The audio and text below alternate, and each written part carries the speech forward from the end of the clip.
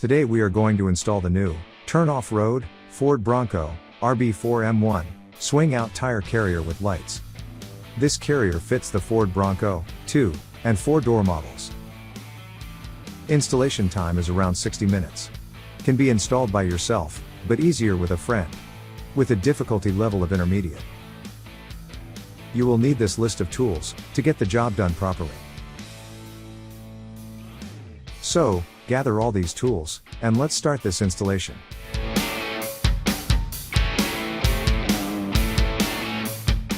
Begin by removing the spare tire. If you have the Turn license plate relocation kit installed, remove and unplug it, then set it and the tire aside.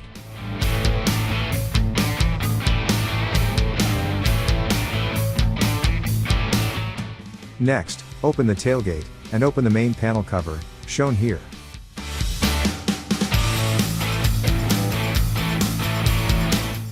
Then, reach inside and unplug the wire harness, unclip the rubber cap, and pull it through to the outside.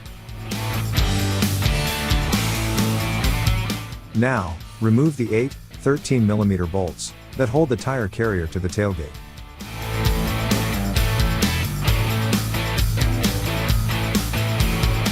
Then, remove the factory tire carrier and prepare it for next steps. Next, with the carrier on a workbench or table, remove the 4 T30 Torx screws that hold the third brake light plastic in place.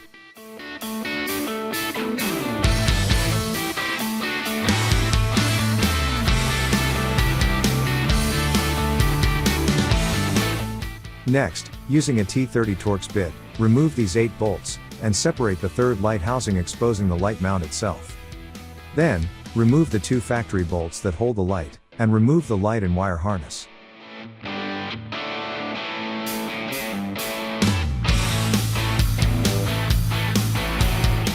Now, insert the brake light into the new carrier housing, and reinstall the factory bolts. Then, plug the wire harness back into place.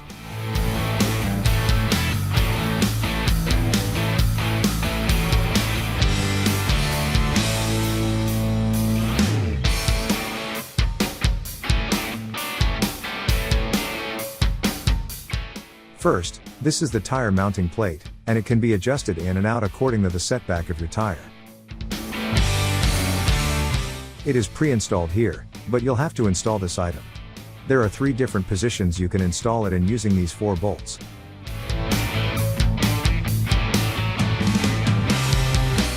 Once it is on the vehicle, the factory camera will install here, inside the housing.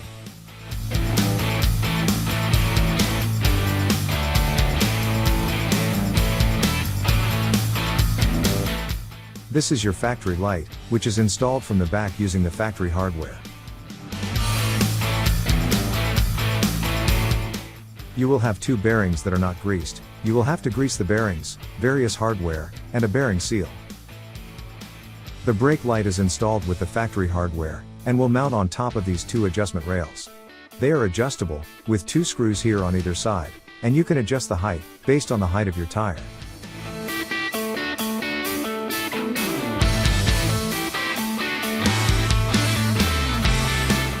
Next, there are 2 bearing sets that are the same. Set 1 bearing race in the top, and the other in the bottom. Make sure they are pressed all the way in.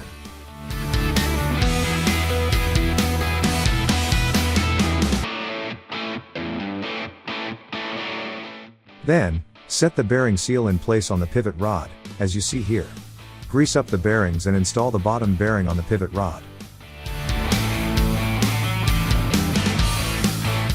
Now, using a friend's help, grab the carrier, and set it in place on the pivot rod.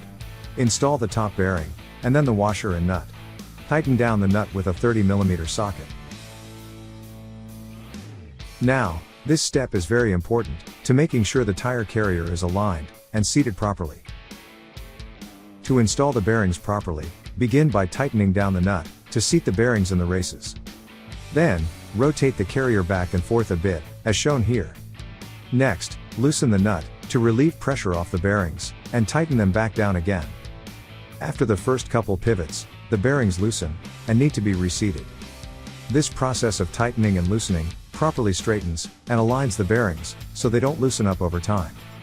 Once seated, Loosen the nut, so the bearings aren't over-compressed, then tighten down to a reasonable torque, and check that there is no play in any position. And you are done with this step. Next, grab the dust cap, which consists of a sealed insert and a cap. Install the O-ring, as shown here on the insert, then slide the insert into the carrier tube, lining up the 3 mounting holes. The cap then sits on top of the insert, like you see here. Now, with the insert lined up and set in place, thread in the 3 Allen bolts, and tighten down.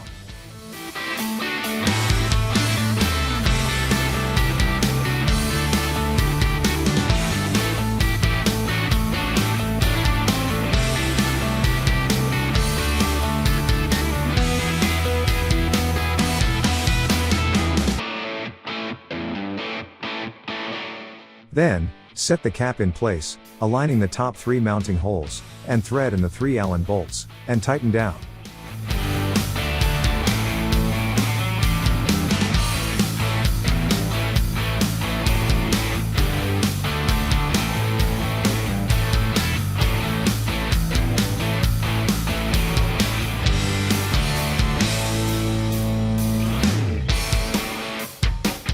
Next, install this plate using the 8 factory bolts you took out, and tighten them down. The bump stop goes in the upper left-hand corner.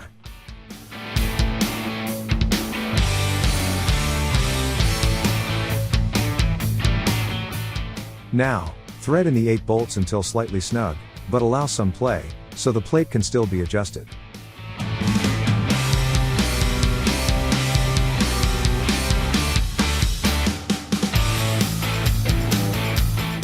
Then, bring in the tire carrier up against the bump stop, and adjust the plate, so the stop hits the tire carrier properly. Next, tighten down the 8 bolts, to secure the plate's position.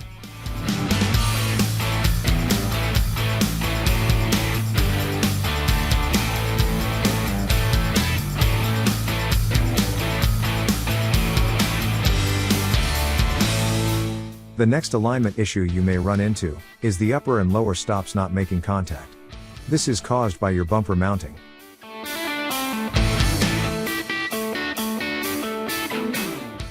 Your bumper may need to be shimmed, to tilt your bumper angle horizontally and vertically. This is due to frame variations, and different manufacturing setups. Next, we will remove this pinch bolt, on each side of the vehicle, and then loosen the 2 bottom bolts on each side, allowing us to slide in a washer, between the bumper and the frame. This will tilt the bumper a few degrees downward, which makes our gap against the rubber stops closer to if not equal distance.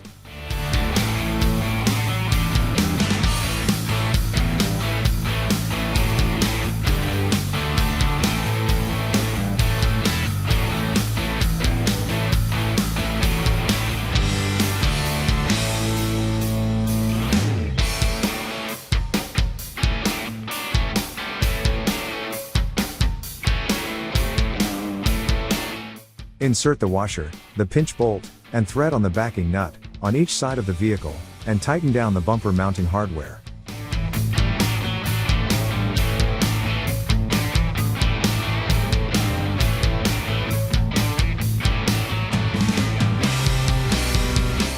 After all has been tightened down, check the gap tolerance again, to see if the carrier hits the stops at the same time.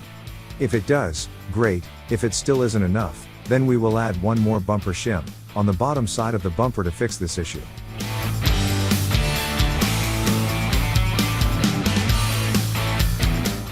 Now, remove the pinch bolt, and the 2 bottom bolts, on each side of the bumper.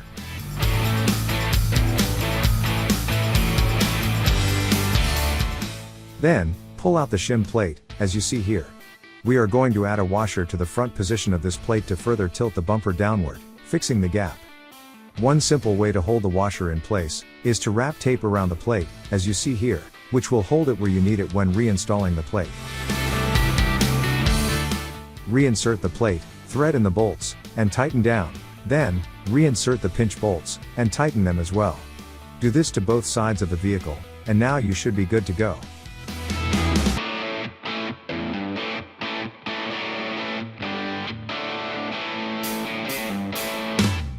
Another way to equal the gapping, is to cut off a small amount of the upper bump stop as you see here. This can help out, if just a small amount is needed.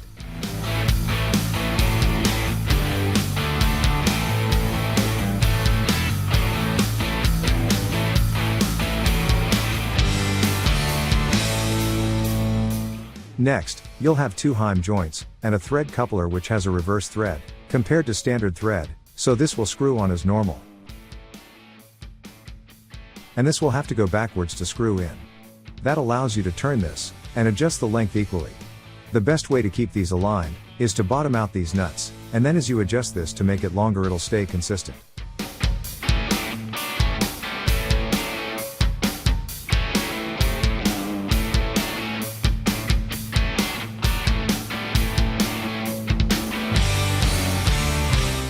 Next, let's install the lower heim joint, to the carrier itself.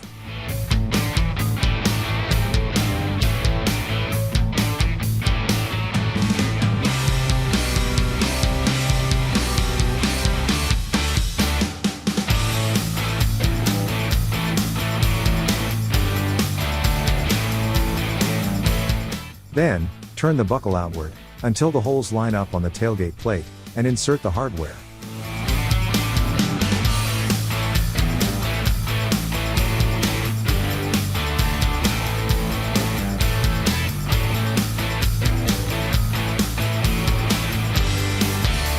Now, let's install the upper heim joint, to the carrier.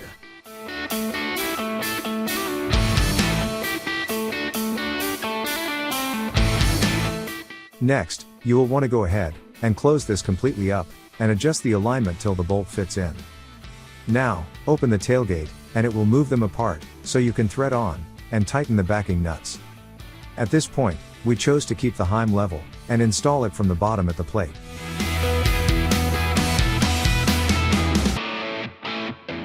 Now, close the tailgate. If you have space here and here, you need to close the space up, so that they are touching. Not only touching, but creates compression, so carrier does not move. So, you will adjust the top heim joint, until it's touching the rubber stop. And then you will crank it down a little more, so that it's nice and tight, against the rubber stop. Then, you will do the same thing, to the bottom heim joint.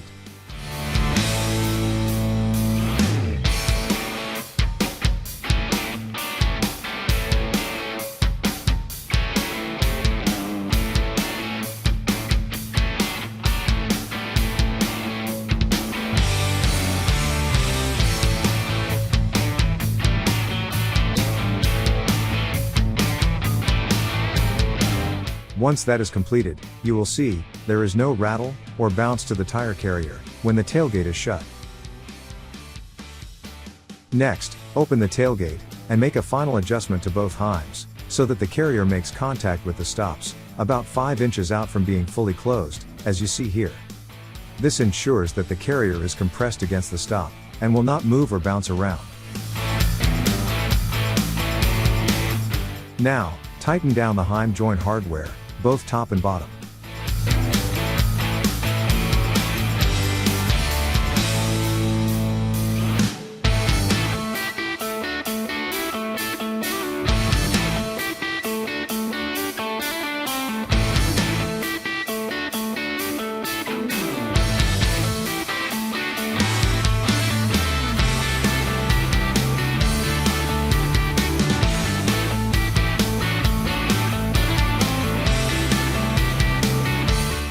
Now, spin down the jam nuts, and using two 19mm wrenches, tighten down the jam nuts. Next, repeat this step to the bottom jam nuts.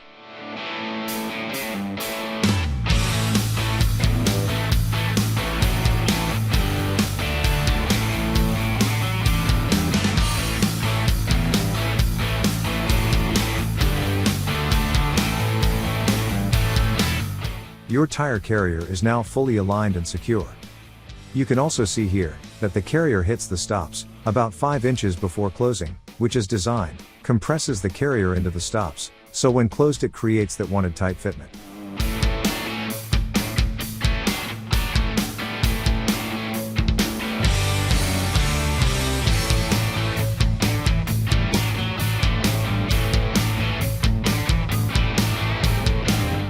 This is your camera connector, and it needs to come through this hole right here. Leave this wire here. This wire is for the third brake light, and ran up this side here.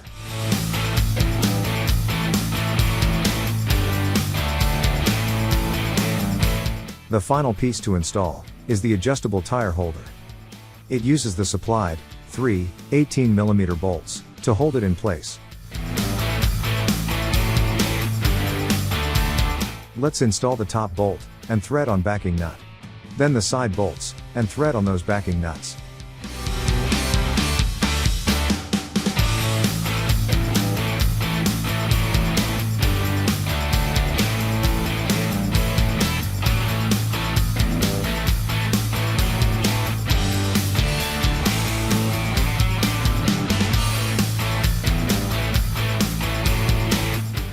The wiring gets installed into the tire holder tube, and will come all the way out the end, so it can be plugged into the camera. Next, your connector is here, and we will plug in the camera, and it will go in this orientation, and then you will get the housing to retain your camera and its factory position. Then using the supplied 2mm Allen bolts, install and tighten down the camera housing.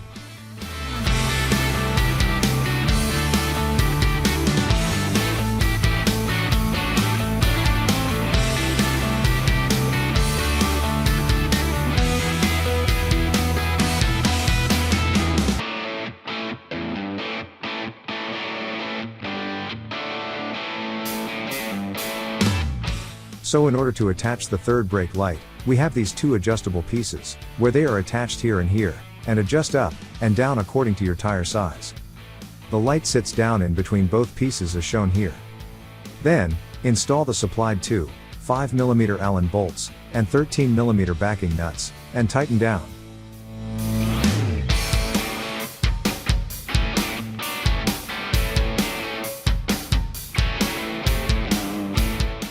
Now, grab the connector for the brake light, and plug it into place, as you see here. Then, using zip ties, run the wire harness down the adjustable L brackets, behind the tire carrier.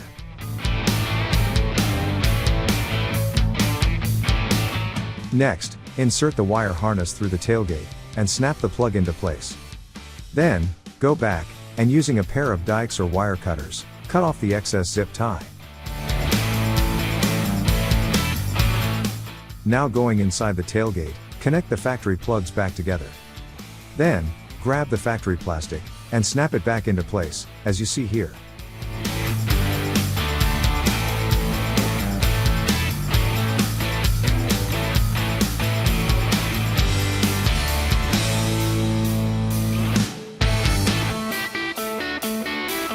Now, we need to adjust the tire holder in or out, to accommodate whatever tire and wheel combinations you may have.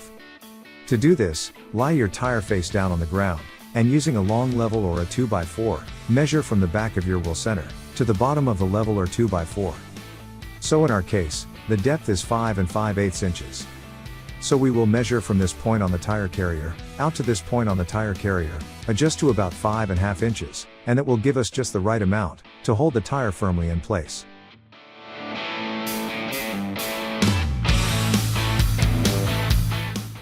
Next, grab an 18mm wrench, and an 18mm socket, and tighten down the tire holder bolts.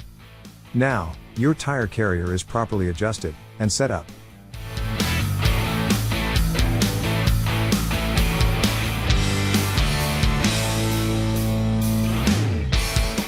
Congratulations, that completes your Turn Off-Road swing out tire carrier install.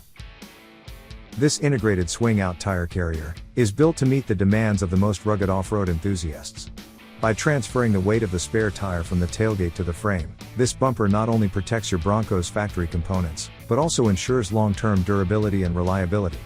Its innovative swing-out design is seamlessly connected to the tailgate using race-grade heim joints, allowing for effortless one-handed operation that makes accessing your cargo area quick and easy. Until your next Turn product install, be safe out there. If you have any questions during your product installation, don't hesitate to contact us via phone or email. We are here to help.